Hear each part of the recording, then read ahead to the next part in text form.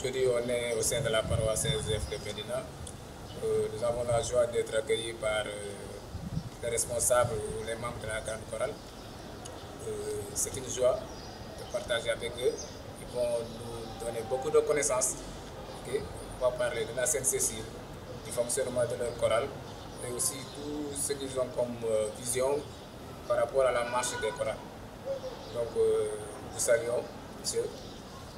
Avant de commencer les discussions, nous allons vous laisser vous présenter. Voilà, bonjour, chers téléspectateurs. Moi, je me nomme Bernard Lopez Robal. Je suis donc le maître de chœur principal de la grande chorale Saint-Joseph de Julien Jouba. Voilà, je donne à mon ami qui va se présenter aussi. Bonjour, chers téléspectateurs. Je m'appelle Albert Sina et je chante basse. Je suis de la petite basse au sein de la grande chorale Julien Jouba, la chorale Saint-Joseph de Médina.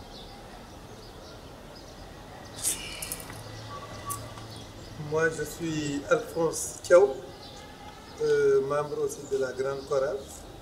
Je chante basse. Merci beaucoup. Une prière d'ouverture. Nous sommes chrétiens. Avant de commencer toute chose, il faut rendre grâce à Dieu. Cher Père, je vous laisse la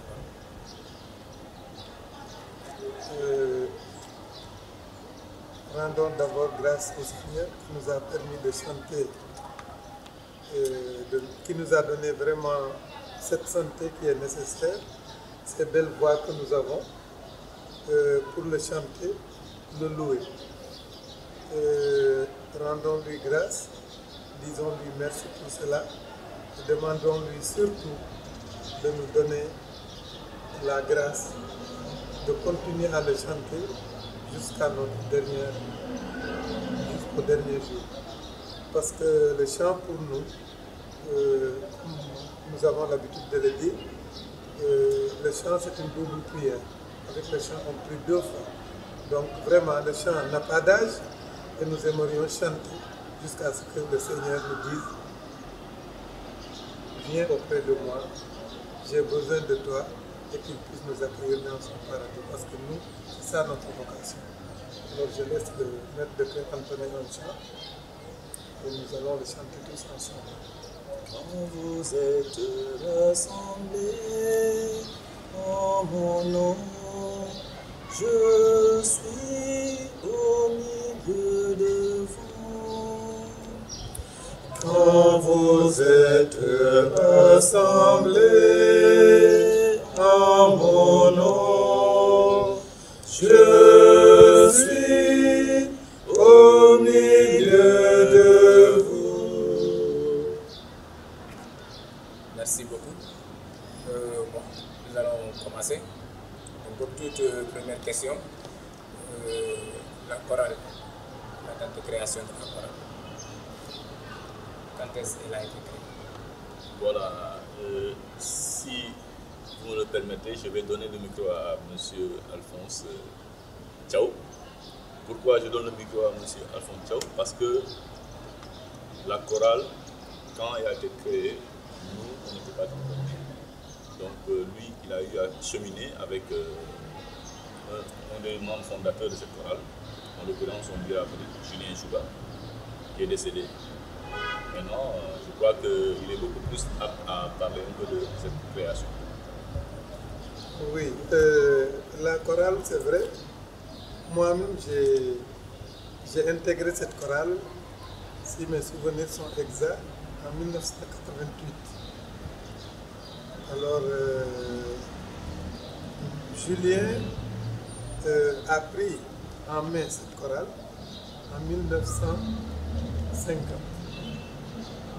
Mais la chorale était déjà créée, avait été déjà créée par les pères missionnaires qui étaient ici, bien sûr. Bon, donc depuis 1950, Julien a pris cette chorale en main et l'a dirigée de main de maître, en tout cas jusqu'en 2000, le concert que nous avons fait, était donc ces 50 ici au milieu de la cour, nous avons fait un concert pour ça et c'était un concert justement pour fêter les 50 ans d'anniversaire de la présence de Julien dans cette chorale. Je n'ai pas exactement la date exacte de la création de la chorale, mais elle est très ancienne. Tout ce que je sais, c'est qu'elle a été créée vers les années 1949, parce qu'effectivement cette paroisse a été érigée en paroisse en 1949, et que ce sont ces pères-là qui ont commencé petit à petit à créer des chorales, comme ça se fait d'habitude dans toutes les paroisses. Bon, merci beaucoup. Vous avez dit que Julien Juga l'a appris en 1950. Donc, comme le maestro l'a dit, je n'ai même pas né.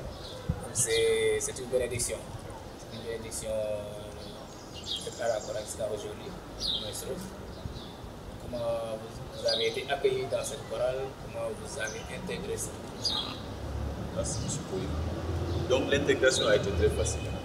L'intégration a été très facile et naturelle. Donc, auparavant, j'étais à la jeune chorale comme maître de chœur et je travaillais souvent avec le feu Édouard Chambaz qui m'a formé. Et après son décès, et sachant aussi que Julien Juga est décédé avant lui, donc il y avait Martin qui était là-bas et Chambaz. En ce moment-là, j'étais à la jeune chorale. Donc du coup, après le décès de Chambaz, c'était en octobre 2010. Voilà, je devais être affecté à Kédougou comme professeur d'éducation artistique musicale. Voilà. Heureusement, je dirais bien que la chorale a eu besoin de moi ici.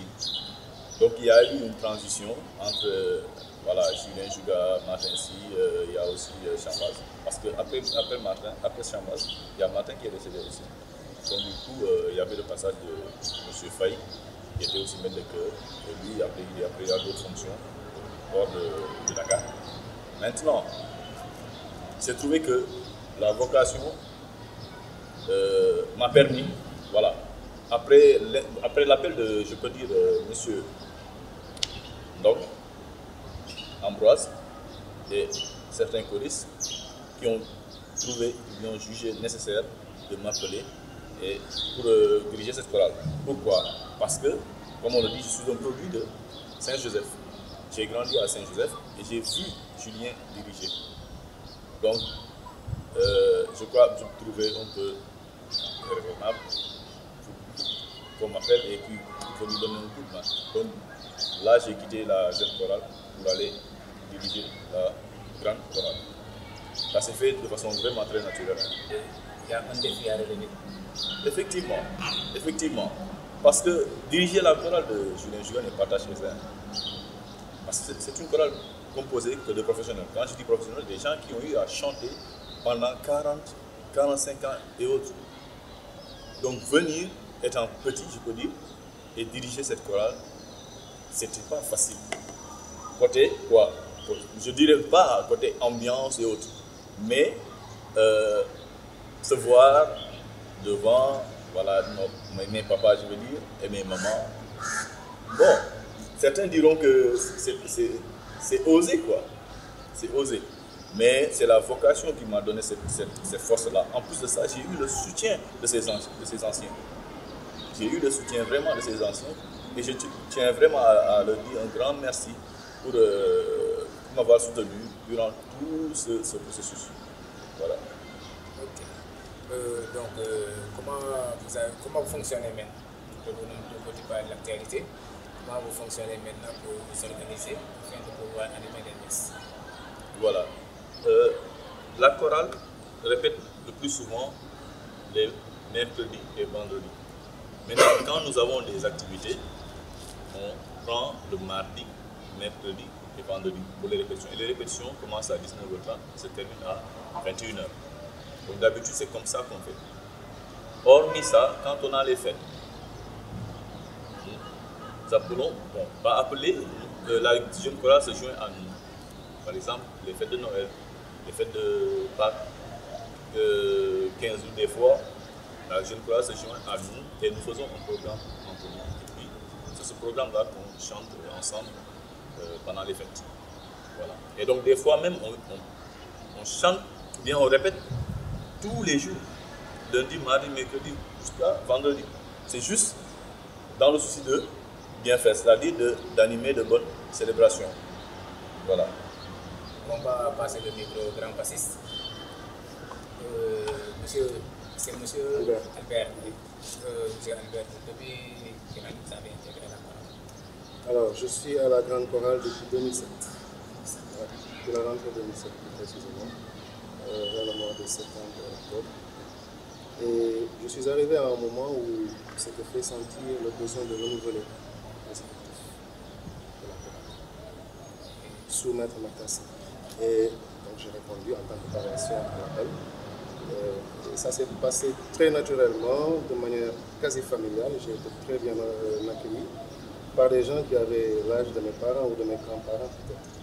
Et c'est quelque chose qui m'avait très marqué. Voilà. Donc j'ai trouvé 2 générations avant moi dans cette chorale. Il y avait ceux qui étaient là depuis le début, comme il a dit, là, les gens qui chantent depuis 40 ans. Plus même. Vous avez une autre génération de jeunes qui étaient dans l'antre de la maison, à la jeune chorale, mais qui ont accédé à la grande chorale dans un mécanisme naturel de renouvellement qui existait déjà. Et nous, on est venus, moi je suis venu à un moment où voilà, il y avait une transition, quelques années après la mort de Julien, et on a répondu à un appel pour les effectifs. Voilà un peu comment ça s'est passé, et j'en garde de très bons souvenirs. Ouais. Bon, nous allons revenir un petit peu au travail. Vous les avez accueillis, je peux dire. Comment ça s'est passé la transition? Oui, c'est vrai que souvent on a eu à prodiguer des conseils. Surtout que nous avons été formés par Julien lui-même, qui était très rigoureux. Il ne faut pas oublier que lui, c'était un commandant, un militaire, donc qui tenait beaucoup à l'assiduité, à la ponctualité, qui tenait au respect des consignes. Et donc ça manque effectivement, peut-être qu'on va revenir là-dessus, au choral d'aujourd'hui. Donc on a eu à prodiguer des conseils, comme je viens de le dire, à ces jeunes. Mais je veux simplement vous dire que moi, nous quand nous sommes à la chorale, nous ne voyons plus l'âge. Nous ne voyons plus l'âge, donc nous ne voyons, en fait nous ne voyons pas, mais nous n'entendons que les voix. Ce sont les voix qui parlent, et nous, ce qui nous intéresse, c'est les voix. Bon, donc nous les avons accueillis en tant que fils, en tant que neveu, en tant que jeune frère. Et nous avons, sachant que nous préparions plutôt notre relève, donc ça a été facile de les accueillir parce que c'est venu de nous-mêmes. Parce qu'il ne faut pas attendre qu'il ne soit trop tard. On a l'habitude au Sénégal d'aller à la retraite ou de partir sans préparer ses enfants, sans son arrière-garde. Et nous n'avions pas, ayant eu justement comme base de réflexion, je vais citer un Pateba qui disait qu'une bibliothèque qui brûle, c'est un sage qui s'en va, un vieillard qui meurt. Au Sénégal, c'est une bibliothèque qui brûle. Nous n'avions pas voulu faire partie de ces vieillards. Nous avons donc voulu léguer cet héritage de Julien à ces jeunes pour que demain ils puissent en tout cas mener à bien le bateau qui va jusqu'à présent très bien dans l'Ouest. Merci beaucoup. Vous l'avez dit, le bateau est en pleine mer. Quel a été votre projet bien avant cette année pandémique de supplément de bateau? Mais avant ces projets-là, permets-moi de relater ce qu'on a eu à faire comme projet avant la pandémie. Donc la chorale a eu à faire de tout. Il a eu à faire des concerts au Maroc déjà, mais aussi à Ziguinchor avec une tournée, à Bignona, Ziguinchor même, en l'occurrence à Lignan.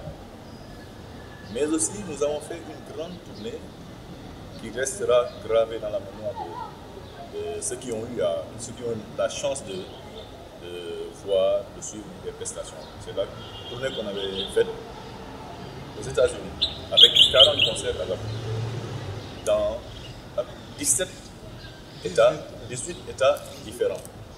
Donc, c'était pas, il faut se dire que c'était pas facile, mais on l'a fait. On l'a fait et Dieu merci. Maintenant, après ça, nous avons eu à nous réunir, histoire de faire un autre projet, bien d'autres projets, des concerts ici. Là, c'était prévu avant la pandémie. Mais bon, voyant la situation actuelle, tout a été chamboulé. Mais espérons que ça puisse partir bientôt et qu'on reprenne normalement nos activités. Voilà, nous avons prévu des Khawari aussi. Pourquoi les Khawari? Parce que la chorale aussi a besoin de sous. Et donc, les sous, où est-ce qu'on peut les avoir? À travers des activités comme des Khawari, des concerts, mais aussi on a quelquefois des dons venant des tierces personnes, des personnes de bonne volonté et autres. Voilà, donc pour l'instant on avait ça, Khawari, on avait aussi un concert à faire au Grand Théâtre, c'était prévu, mais malheureusement, voilà. Je voulais juste rajouter quelque chose par rapport aux tournées dont il a parlé tout à l'heure. C'est que, vous savez, Julien, il était d'une dimension internationale. Je dirais même une dimension intercontinentale. Ce qui fait que le simple fait de dire que nous appartenons à la chorale de Julien Souda nous a ouvert beaucoup de portes. Parce que c'est des gens qui viennent prendre contact avec nous. Ce n'est pas nous qui sommes allés prendre contact. Même aux États-Unis, c'est eux qui sont venus prendre contact avec nous pour nous proposer ce tournoi. Et je vous dis bien, quand on allait aux États-Unis, je vais raconter un peu de trucs, on a eu tous les problèmes du monde. Parce que le visa n'a pas été facile. En fin de compte, nous étions 11 à avoir le visa et nous avons chanté par 11 personnes. Il y avait 3 sopranes, 2 altos, 2 ténors, une basse, moi, qui me faisait, enfin, l'autre accompagné par le maître de chœur. Donc nous étions 11. Et je vais vous raconter une anecdote, c'est que quand on est arrivé à Washington, il y avait un concert au musée. L'Afrique du Sud est passée, les trucs sont passés, et nous on a eu peur. Le trac a commencé, on a dit, on ne passera jamais. C'est sûr qu'on va passer à côté. On a commencé à avoir peur et tout ça, mais quand nous sommes montés, justement, pour vous dire que nous avions sous-estimé justement notre compétence. Quand nous sommes passés, c'était tellement bien réussi par rapport aux autres qui nous ont demandé de revenir. C'est super ça. Et nous avons fait, comme il l'a dit, une tournée sur dans 18 États aux États-Unis pendant 3 mois pour 40 concerts. Voilà. Et nous avons actuellement des contacts. C'est à cause de la pandémie que tout a été arrêté et tout, mais nous avons des contacts venant d'autres pays. Et Inch'Allah, on espère que Dieu nous donnera encore la grâce de représenter le Sénégal, d'être l'ambassadeur du Sénégal. On ne peut pas ne pas parler des deux qui sont derrière nous. Ouais. Parce qu'on a vu à l'époque, aujourd'hui je suivais le conseil dont vous parliez, avec l'accompagnement Simieno Mariam, avec l'accompagnement de Fodou Ndiaye Rose. Où en êtes-vous avec des relations? C'est une question qui me fait sourire. Pourquoi? Parce que j'ai l'habitude d'entendre que, bon, je dirais, la chorale est morte, il n'y a plus de Ndiaye Rose, il n'y a plus de percussionnistes. Et tel n'est pas le cas. Parce qu'après le décès de Ndiaye Rose, nous avons son fils qui est là, en l'occurrence, Tafa Ndiaye Rose, avec qui on travaille jusqu'à présent. Et la tournée dont on parle, on l'avait fait avec Tafa Ndiaye Rose. Donc c'est Tafa Ndiaye avec son groupe qui était les percussionnistes et nous, les chantres. Donc, on a gardé le contact et on continue à travailler jusqu'à présent. Voilà, donc, Oui. Bon, donc, comme il l'a dit, en fait, quand on partait, Tafa Ndiaye nous a accompagnés.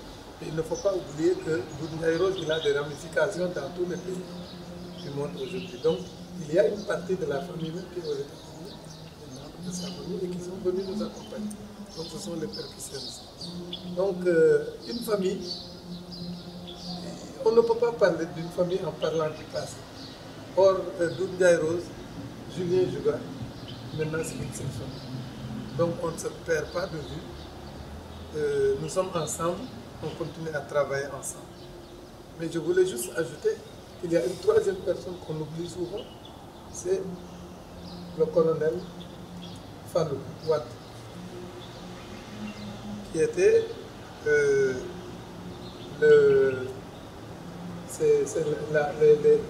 l'armée, hein?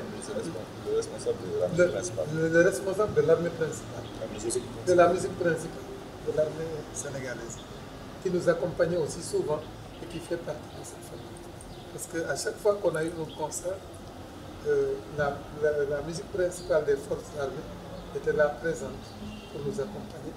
De la même manière que Didier nous accompagnait avec ses tam-tams, eux ils nous accompagnaient avec les clairons et les violons. Voilà, et c'est l'occasion aussi pour dire, rendre hommage au colonel Fallou Wade et dire merci à sa famille. Et vraiment, nous prions pour le Seigneur de se placer dans son paradis. J'espère qu'ils vont se retrouver là-bas et qu'ils pourront bien chanter ensemble. Bon, qu'ils pourront bien chanter ensemble. Nous souhaitons que ça soit aux côtés de la sainte patronne de Lucien, Sainte-Cécile. Monsieur Albert, vous avez adhéré à la chorale depuis 2017. Oui.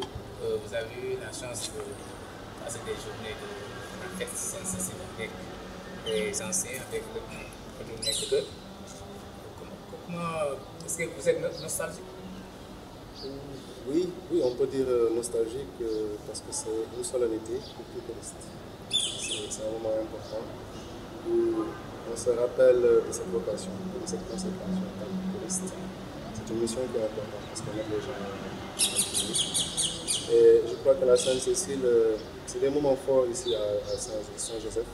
Même s'il n'y a pas quelque chose d'extraordinaire, mais on tient à rappeler en tout cas l'événement et à lui donner un cachet particulier. Donc, ça peut être par des messes, par des retrouvailles ou par d'autres activités. Mais toujours, comme je le disais tout à l'heure, dans l'esprit familial. Voilà, comme il a si bien dit, hein, il a résumé l'événement Sainte-Cécile. Parce que quand on parle de Sainte-Cécile, on parle d'événement, c'est une fête.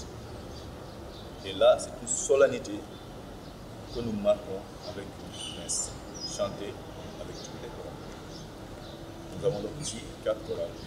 La chorale qui chante le dimanche à 11h, la chorale Julien qui chante dimanche soir, la jeune chorale qui chante à 18h le samedi, et nous qui chantons le dimanche à 9h30. Nous sommes là. Donc, c'est une fête qui est marquée d'abord par la prière et par le chant lors de la messe. Après, on se retrouve autour d'un pot, partager le peu de choses qu'on a dans cette salle qui porte le nom de Julien Jouga. Voilà. Cette année, la Sainte-Cécile et la fête du Christ de l'univers, c'est le même jour, le 22. Qu'est-ce qui est prévu? Comment vous sentez de Voilà, moi je dirais peut-être une tristesse pour l'instant, vu que, bon, hormis la messe qu'on va chanter impérativement, mais comme on interdit actuellement les rassemblements, pour l'instant on n'a pas décidé de faire quoi que ce soit, on va chanter la messe. Voilà, donc d'habitude on chante la messe et on se retrouve, donc voilà, on contacte le là. Maintenant, bon, là, vu la situation actuelle, on va chanter la messe, voilà, on rentre. Ouais, je vais passer le micro. Est-ce que nous nous inspirons de Sainte-Cécile? Tu vois quelques leçons parfois du vécu de Sainte-Cécile, est-ce que nous la connaissons? Voilà. Oui, c'est vrai que tous les choristes savent que Sainte-Cécile est la patronne des choristes, du chant. Mais ceux qui connaissent la vie de Sainte-Cécile en réalité, profondément et en détail, il n'y en a peut-être pas beaucoup. Donc c'est l'occasion aussi pour lancer un appel à tous les choristes pour qu'ils visitent la vie de Sainte-Cécile. Parce que c'est notre sainte patronne. On n'a pas le droit d'ignorer Sainte-Cécile. C'est comme son saint patron. Il y en a qui portent des noms et qui ne connaissent pas la vie de leur saint patron. Ça arrive souvent. Moi, j'ai eu à constater cela avec des jeunes que j'ai approchés en leur disant, mais en réalité, ton saint patron, il était qui? Qu'est-ce qu'il a fait? Mais ça se voit qu'il n'a pas étudié la vie de son saint patron. Et ça, c'est déplorable. La tâche revient au maître de cœur. Oui, mais justement, nous avons une commission liturgique qui prend en charge tout ça. Nous avons mis en place dans notre chorale une commission liturgique avec des récollections. Il n'y a pas seulement les chants, il y a les récollections pendant les carêmes. Il y a, et bientôt même, en tout cas, on ne parlera peut-être pas du bureau, mais il y a des commissions, même une commission sociale au sein du bureau. Donc tout ça c'est prévu en tout cas au niveau de...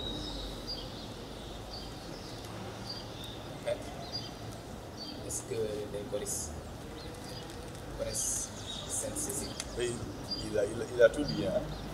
Il a tout dit. Bon, on parle de Sainte-Cécile. Quand on parle de Sainte-Cécile, on fait seulement allusion à la chorale, à la musique. Mais aller jusqu'au fond, personnellement, j'ai jamais assisté à une conférence qui avait pour thème la vie de Sainte-Cécile. Donc c'est une idée, c'est une très bonne idée, et nous prenons note dans un souci d'organiser cela en vue d'imprégner certains choristes qui ne connaissent pas Sainte-Cécile, voilà, d'avoir une idée sur sa personne. Bon, monsieur Marcel, Bon, on va rajouter Marcel. Je vais mettre Marcel dessus. je crois que vous partagez. Oui, en fait c'est symptomatique de quelque chose de très important qu'on peut constater. On doit faire un travail de connaissance, ça c'est général au niveau de l'Église. On doit faire ce travail-là de mieux connaître nos saints, ce qu'ils représentent, à commencer par nos propres saints, dont on porte le nom. Parce que vous voyez, on est souvent dans des associations ou dans des organisations d'église qui portent le nom de saints, mais on ne connaît pas. Bien, quel a été leur parcours, ou bien en quoi est-ce que leur parcours a été si inspirant ou voilà, retenu en tout cas par l'Église. Et je crois que c'est quelque chose de fondamental dans la formation quand même, du chrétien et du choriste.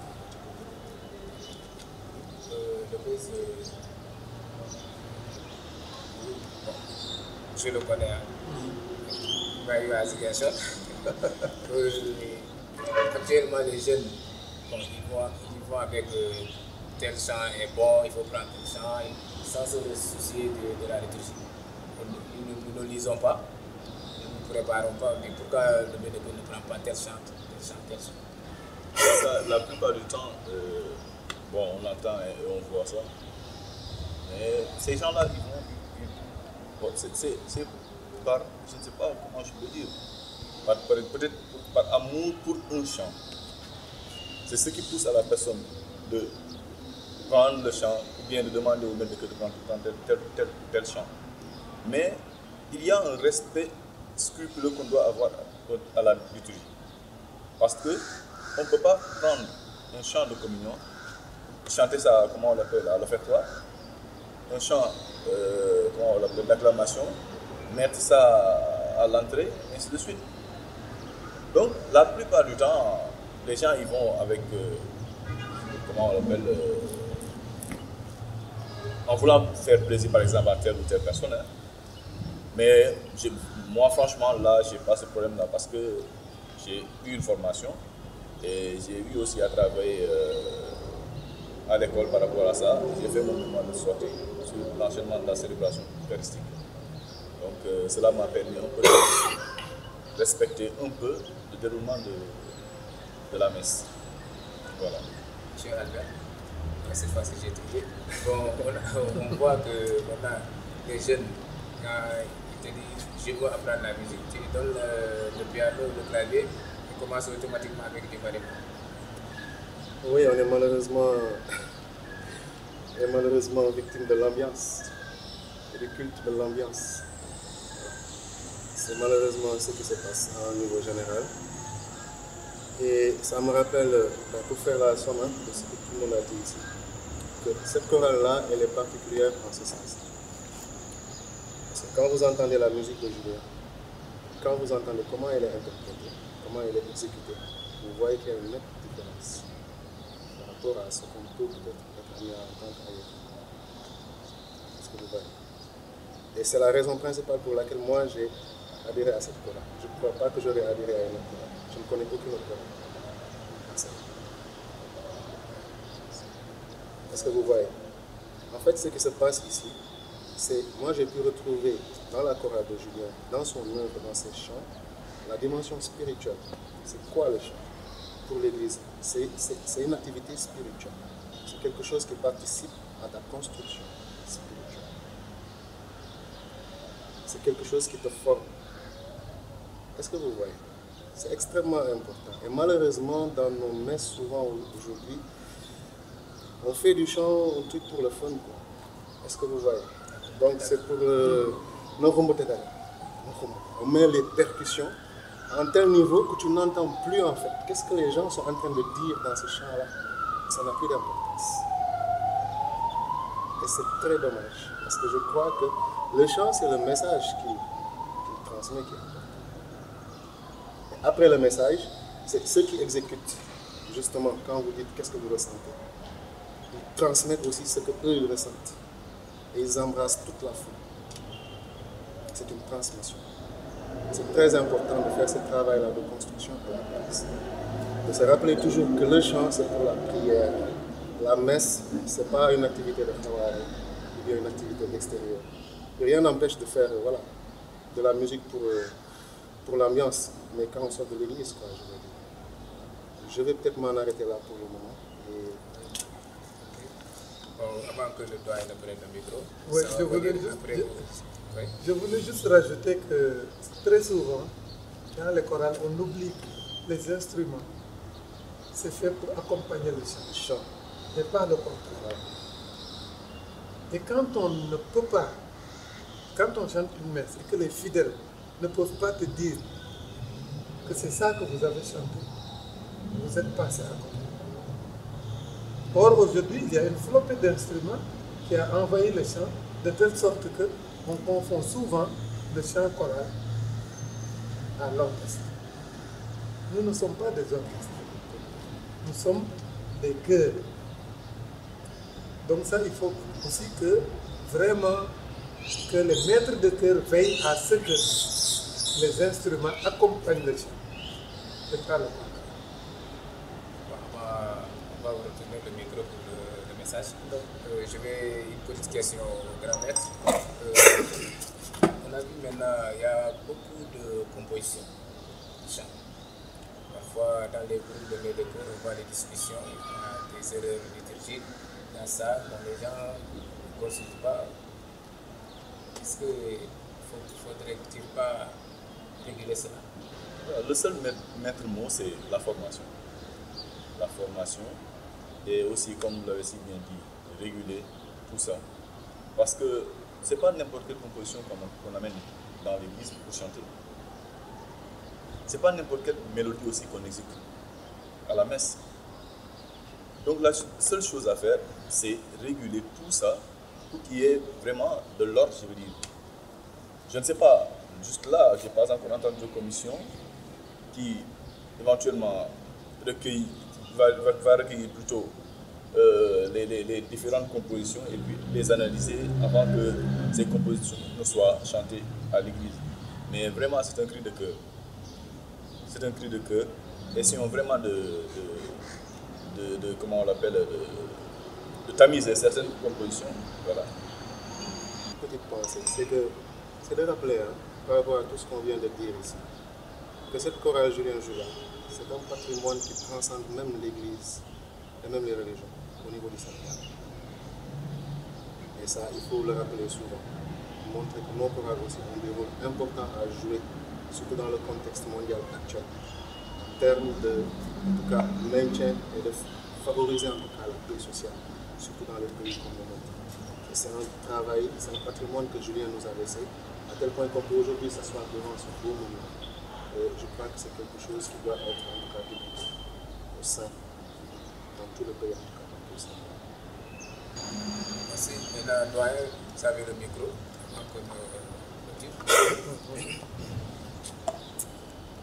Voilà, je profite donc de l'occasion pour vous lire cet hommage que j'avais écrit lors du concert justement qui est tenu au Théâtre National Daniel Sorano après les 10 ans de la disparition de Julien. Je disais, à toi mon maître de cœur, de quoi était-il fait ton cœur? D'or, il serait surnaturel. De chair, il serait naturel. Il serait comme les autres.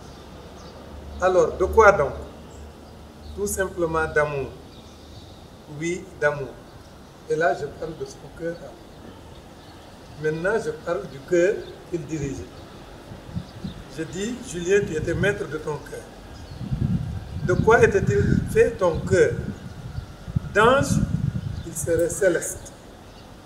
D'homme, il serait terrestre. Il serait comme les autres. Alors, de quoi donc? Tout simplement de cœurs unis. Unis en un seul cœur, chantant la paix, chantant l'amour, autour d'un seul maître de cœur. Julien, tu étais maître de ton cœur. Ton chant est avant tout choral. Sacré, il nous rapproche de Dieu. Il est prière, thérapie du cœur. Il nous sanctifie, il plaît à Dieu. Profane, il nous enracine, nous rappelle nos ancêtres. Il est rythme, thérapie du corps. Il est vertu, il plaît à l'homme. Julien, tu étais maître de ton chant, maître dans le chant. Et Samaï, fierté de l'Église. Et Niap, fierté de la Casamance. Et Djataï, fierté du Sénégal. Du haut du ciel, avec les bienheureux, les saints, les anges et les archanges, continue de chanter avec nous la réconciliation, l'amour et la paix dans notre cher Sénégal, pour notre cher pays, le Sénégal. Amen. Magnifique. Merci. Bravo. Ouais. Bon, est-ce que c'est un petit chant? On va prendre un chant à la pièce. Un chant à la pièce, un chant que Julien aime beaucoup aussi.